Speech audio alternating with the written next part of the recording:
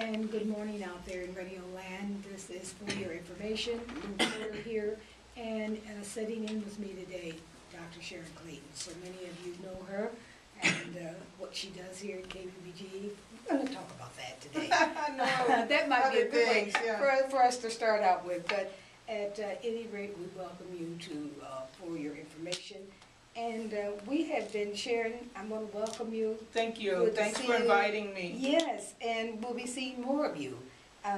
We are wanting to put out there for the for our community's knowledge the fact that FYI is still your voice. You may choose to use it at any time simply by informing us that you have something that you want to share with the greater listening audience. That's where ideas come from. That's how problems are solved. And so we want to make sure that our community will begin to take more of active role using KBBG as their voice for what's going on right now, which is a lot. And there's a lot of things that have brought us to this place in the history of the United States. Because, Sharron, we are dealing with historical, things that are of such great concern.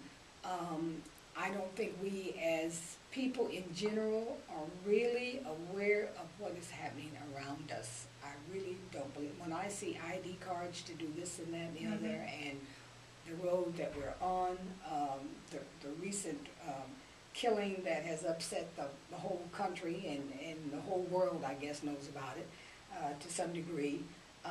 Those are the things that when we keep silent on those things, when we don't register to vote, when we don't vote, when we don't hold the people accountable for us voting for them and sending them to Congress, whether it's the State House or Washington, D.C., too many times we will register, we will vote, but then we don't hold anybody accountable. We just go home and say, that's what's happened with President Obama.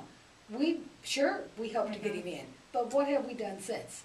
What have we done since to support this man who became African American, who became President of the United States? And there are still people who have, they're still out of joint about that. But certainly there is enough. One topic would be enough to cover several hours.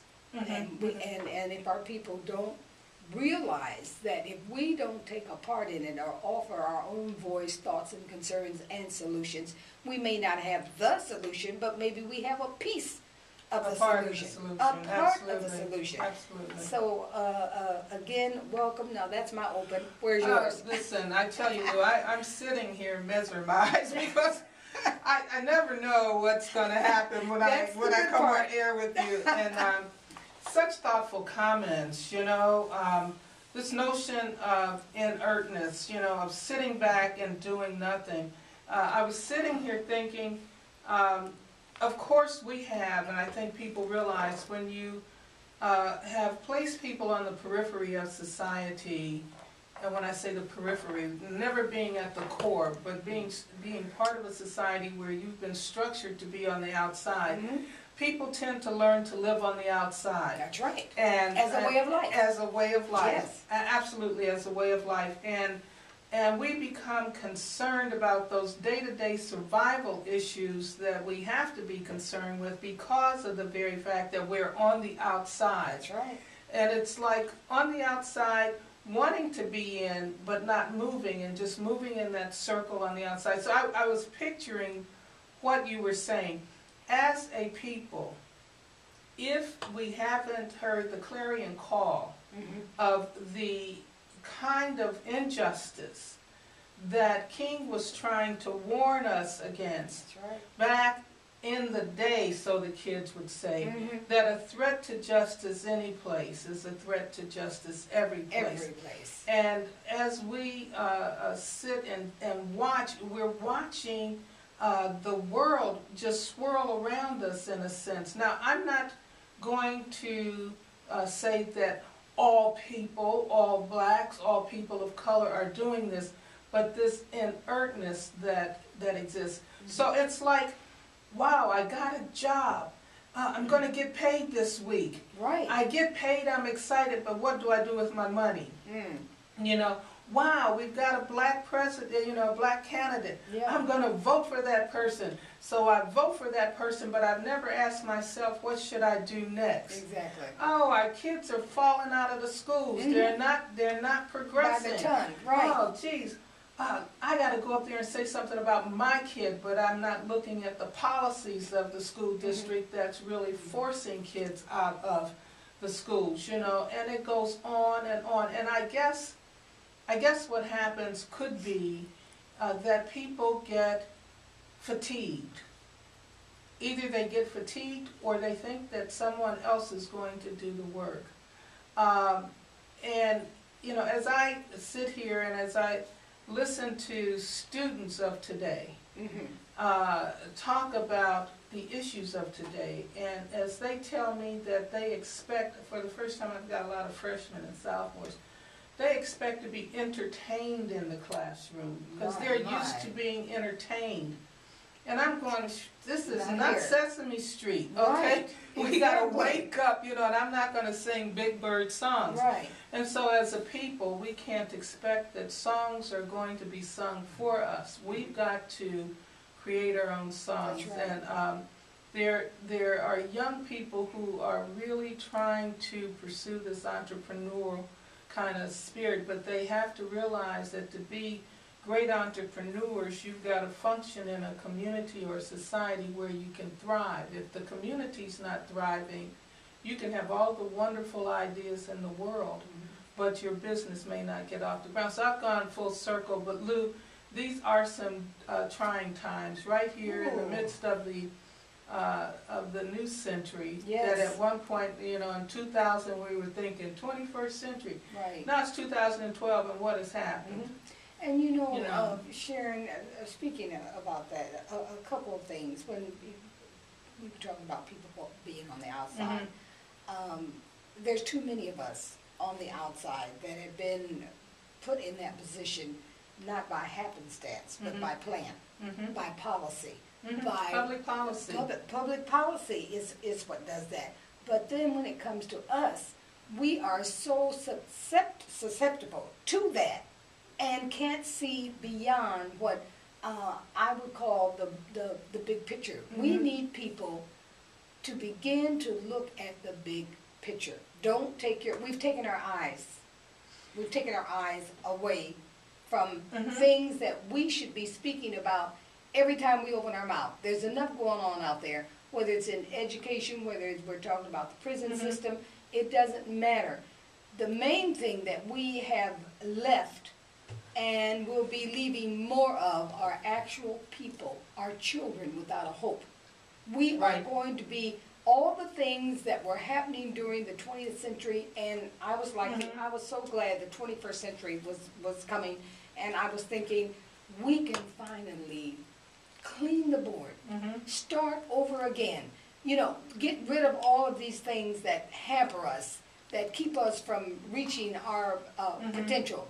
But if we take the same people into a different century, unless there's been some kind of a change up here in the head, in the brain. That's right. You know, that's right. We're not going anywhere. We're in the same position of trying to, a few of us trying to go ahead and dragging the others behind us. You know, when you talk about public policy, here in the United States, race, class, gender, and sexuality are the categories of difference that people presume mean deficit, and that basically it's within those categories that public policies operate to keep folks in those categories out. One of the interesting pieces I was looking at, you know, folks may agree or not agree with this, but in looking at how education maintains the categories of differences based upon class and race. Of course.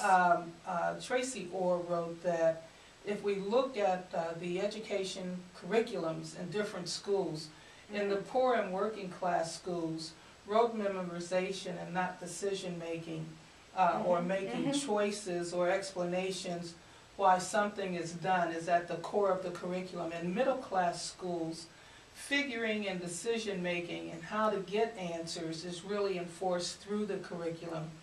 with affluent students in those schools, people focus on, the curriculum focuses on expression of ideas and creative activities. And among elite students in the elite schools, critical thinking skills, developing analytical powers to apply abstract principles to problem solving becomes the core of the curriculum. Now, if in fact more of our people, if we take this kind of theorizing to be true, and more of our people are poor and lower class, and they're in schools that presume that they are poor and can only do so much, they're not being necessarily taught the kind of skills that they need to do exactly what you said needs to be done. We need to, in order to get out of that circle, we can't keep teaching our kids how not to think. That's right. We need to teach them how to think and challenge them. When our kids drop out of school, it's not because, I'm saying this, they can't do it. It's because they're not being challenged. You know, if you are not being taught, then why should you be there? You can be at home being entertained, as the students are saying. And I don't know if that fits with what you're saying, but looking at what the curriculum does to maintain status quo based upon class and race in our society, I think is important. So we have to get beyond whiteboards, okay? That's right. We have to get beyond tricks. You know, we need to do the hard work in our curriculum to help our kids with critical thinking, you know. And again, the door needs to be opened as wide as we can get it in terms of saying to parents, these are your children. Your first responsibility is to them, and you cannot, there's enough blame when you get the education or any other system that's gone wrong. If you look around, there's usually more than enough blame to go around. So it's not pick on, it's not pick on the parent, it's not pick on the teacher, it's not pick on other. Exactly. It is a combination, but it all begins at home, is what we're saying. It begins with parenting or non-parenting. As to where your child will be by the time they get to 3rd grade, you didn't just realize that, did you? You didn't know that your child could read. Does that mean what? One of two things. You don't know what your child is doing at home, or you're not keeping up with what is going on in school, or something has gone wrong because at 3rd grade they're telling you, well, we're sorry, but your child needs to be passed on. You know. That is one human being that is going to be lost. Well, not only that, if you pass a child on at 3rd grade and they can't read, let's say, and they go on, pretty soon that you'll be told that we're going to do a social promotion on this child, you know. So then they're socially promoted because of their age and their size, and they still can't read. Right. You know, now. And I'm sure angry, not knowing what to do, how to proceed. They're little time bombs. They will become little time bombs, just ready to go off. Yeah. Because what other options do they have? But, you know, look, this is kind of crazy, but weren't you told that people went to school for reading, writing, and arithmetic? But of course, and it still so now should be it's just true. Writing and arithmetic, but how are you going to write if you can't read? Exactly. You know, One goes with the other. Yeah. And when we think about the studies that have been done about the 3-year-olds and how many of them would be prison fodder by the time they got to be teenagers. Right. And then we see things like we have no control over, mostly politics tells us exactly where we will live, absolutely, what we will eat, what schools we will or will not go to. That will dictate to us exactly what is going on. So when people say, oh, you know, I don't get into that, I don't get into no politics, nothing like that, it's because you don't realize what it is. Well, we think that sometimes that politics is simply voting for a person, and now, you know, that's what, but see, we don't understand what being political is all about. Now, I'm not slamming our community, but for the most part, we don't get involved because we haven't really taken the time to understand. Let me